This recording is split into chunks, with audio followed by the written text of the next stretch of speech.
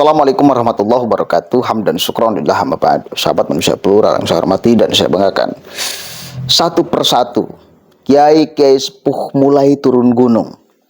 Dia bersuara mengeluarkan isi batinnya yang mungkin sudah lama terpendam.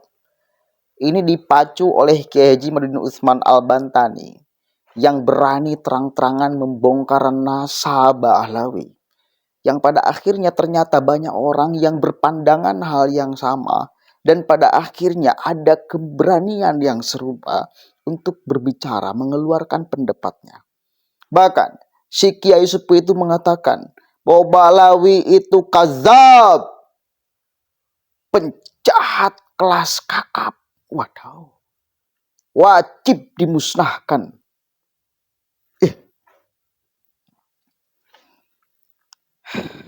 Dan satu lagi, menarik nih percakapan dialognya. Memang kalau kita lihat, hanya di NU lah yang menerima para habaib. Muhammadiyah nggak ada, Persis nggak ada, dan lain sebagainya nggak ada. Hanya di NU lah. Coba kita dengarkan dulu nih sama-sama ya, percakapannya dan statement yang sangat tajam dari Kiai dari Majalengka ini. Saya sudah punya keyakinan bahwa kaum Ba'alawi itulah kazab bin kazab. Mereka penjahat kelas kakap, wajib dimusnahkan dan dihancurkan di bumi Nusantara ini, bahkan di dunia. Majelis Ulama Indonesia itu ketika dipimpin oleh Hasan Basri sudah menyatakan bahwa habaib Durian Nabi Indonesia tidak, tapi dibela oleh Gus Dur. Justru tujuan membela habaib itu bukan habaib yang imigran Yaman, Durian Nabi yang warisono, migrasi sampai ke Asia Tengah, sampai kemudian nanti ke Nusantara berdakwah. Tapi ini kan Ba'alawi masih dan pendukungnya itu ya katanya pengaman. Maka dengan data sangat lemah. Tadi malam Gus Abbas yang 6 tahun juga belajar di India menemukan jejak Azmat Khan itu kan tidak ada. Katanya Ba'alawi Azmat Khan itu ke Hadramut Yaman. Di India itu tidak ada Azmat Khan. Narkoba Azmat Khan juga tidak ada. Orang di daerah sana ditanyai siapa itu Abdul Malik Azmat Khan juga tidak ada yang tahu. Makamnya juga tidak ada. Ternyata kan datanya memang dari kitab Samsul Dohiro, yang kita pegang nasabnya dari Ba'alawi itu tertulis jelas dari Van den Berg, orang Belanda.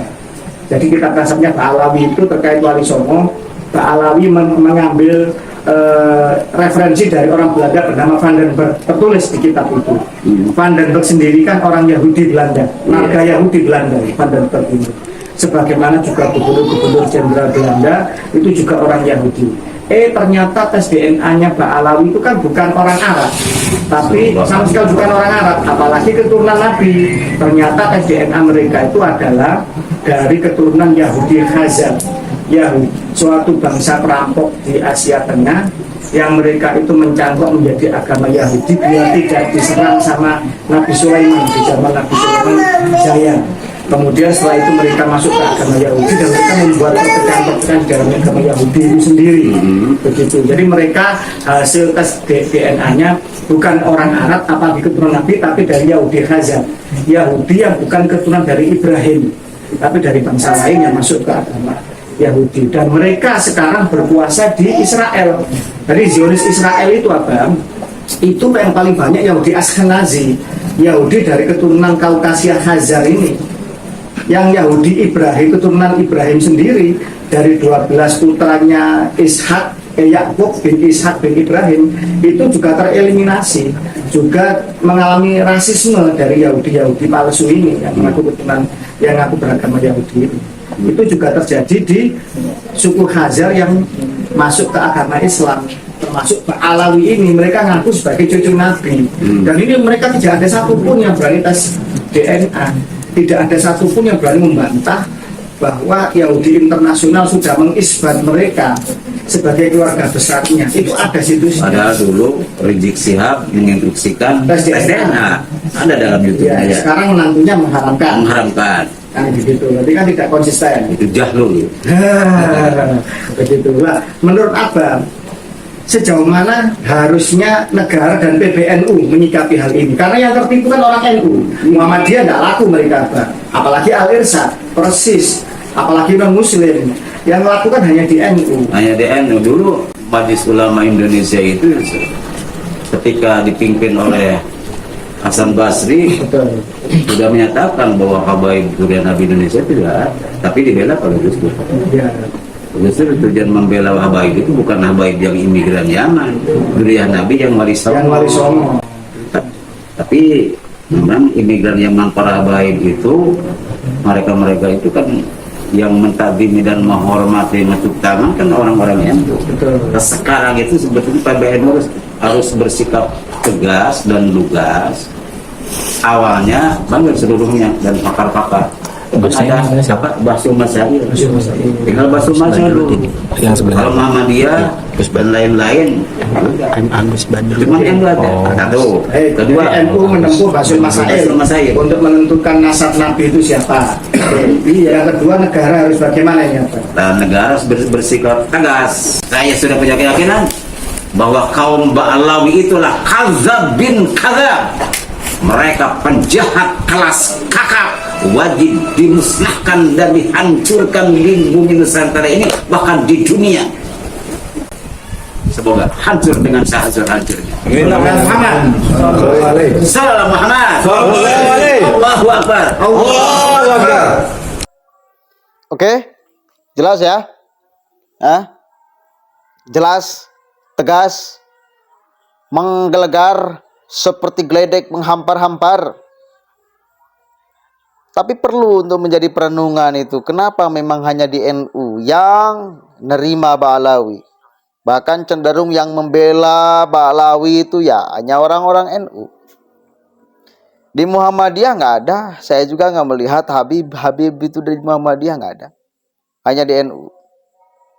Dan ya pada akhirnya hanya mereka lah yang berpotensi untuk memecah belah NU. Iya dong. Karena hanya NU yang bisa menerima mereka. Hanya NU yang menerima mereka. Kenapa saya katakan hanya mereka yang bisa memecah belah NU? Lihat aja.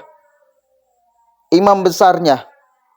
Betapa berani kepada ulama yang kita hormati dan hargai, yang kita muliakan sama-sama. Gus Dur, Kiai Haji Abdurrahman Wahid. Berani kan? Kang Rijik berani kan mengatakan buta mata buta hati. Kenapa? Berani. Karena merasa warga negara NU ada yang menerima mereka.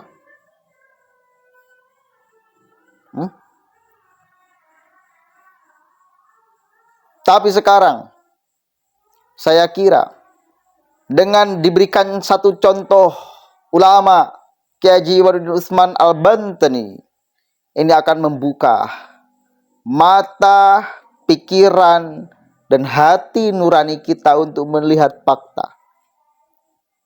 Bahkan Syika itu dengan tegas mengatakan pendusta, kadzab, pembohong, penjahat kelas kakap. Waduh, ngeri saya mendengar penjahat kelas kakap. Wajib dimusnahkan, wajib, bahasanya wajib. Kita akan lihat ke depannya seperti apa. Karena satu kali lagi isu ini udah mulai, kemudian masyarakat di bawah pun bertanya-tanya apakah benar mereka cucu Nabi atau bagaimana. Itu udah mulai ada yang bertanya-tanya tuh. Dan memang harus diselesaikan.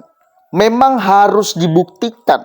Siapapun aja yang ngaku-ngaku sebagai keturunan baginda Nabi Sallallahu Alaihi Wasallam, ini harus dibuktikan. Tidak bisa hanya klaim-klaim sepihak. Tidak bisa. Ketika ada orang yang mengklaim lalu ada yang menggugat, maka harus ada verifikasi ulang. Apa benar mereka sebagai cucu Nabi? Tambah lagi pembuktiannya dong. Pakai tes DNA misal. Pakai kitab abad sezaman misal. untuk menunjukkan, memperkuat bahwa mereka turunan baginda Nabi Sallallahu Alaihi Wasallam. Yang mereka selalu bawa-bawa di darah kami, di tubuh kami mengalir darah Nabi Muhammad Sallallahu Alaihi Wasallam.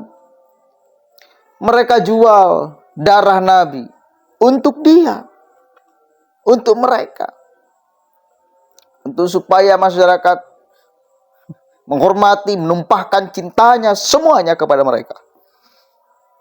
Bangunan doktrin yang berlebihan, yang membuat kita menjadi bertanya-tanya. Itu akibat dari bangunan doktrin yang berlebihan dari mereka, yang membuat kita bertanya-tanya. Misal, doktrin petunjuk itu mesti datangnya dari Habib. Kalau tidak akan tersesat. Itu kita menjadi bertanya-tanya, kok bisa? Di mana dasarnya itu? Ya, al-ulama warasatul anbiya, ulama pewaris para nabi, bukan Habib. Itu fakta. Kemudian yang kedua, mereka mengeluarkan doktrin bahwa mereka wa yutahhirukum tathhiro, orang-orang yang disucikan. Ya. Rasulullah meninggalkan dua, kitabullah wa itrati ahli baiti, ahlul bait Nabi. Dan mereka ngeklaim sebagai ahlul bait Nabi. Yang itu menjadi dasar bahwa bila masyarakat tidak mengikuti petunjuknya akan tersesat. Satu kali lagi, klaim-klaim berlebihan kayak gini, doktrin-doktrin berlebihan kayak gini, yang mereka lontarkan kepada kita, itu yang membuat kita bertanya-tanya. Kok bisa ada orang yang membangun keangkuhan, kesucian, padahal sama-sama manusia, bukan Nabi dan Rasul pula, tetapi ingin dianggap sebagai manusia suci yang tanpa ada kesalahan. Ini kita menjadi bertanya-tanya. Ini klaimannya benar atau nipu? Makanya si Kiai itu mengatakan penjahat kelas kakap. Karena klaim-klaim itu bila tidak bisa dibuktikan dengan fakta, dengan kebenaran, maka sangat berbahaya dan harus diluruskan. Gak bisa dibiarkan. Begitu ya. Itu yang membuat saya kira pada akhirnya mereka terbongkar karena akibat dari merekanya sendiri. Yang membangun citra manusia suci, padahal banyak oknum-oknum Habib yang melakukan kebiadaban, kegoblokan, kekonyolan, kekurang ajaran. Ada. Jinah di tempat sholat dengan istri tetangga, ada. Masa kayak gitu yang ngaku cucu Nabi yang disucikan. Ini fakta yang meremukan klaim-klaim kesucian mereka. Ada Habib yang melakukan KDRT begitu, yang mengklaim suci batal semua. Itu satu kali lagi klaim-klaim kesucian yang ketika kita cek dengan fakta keseharian mereka sangat tidak matching. Itu yang membuat kita bertanya-tanya. Makanya kalian harus introspeksi diri. Dan ini kemudian penting sekali untuk masyarakat ketahui. Kita akan lihat beberapa bulan, tahun ke depan, mungkin mereka sudah tidak lagi ada apa-apanya di sini. Karena kesadaran menyeluruh ke setiap kepala anak bangsa secepatnya akan terlaksana. Kita dukung kebenaran akan menang. Kita yakin kebenaran akan menemukan jalannya sendiri untuk menang. Assalamualaikum warahmatullahi wabarakatuh.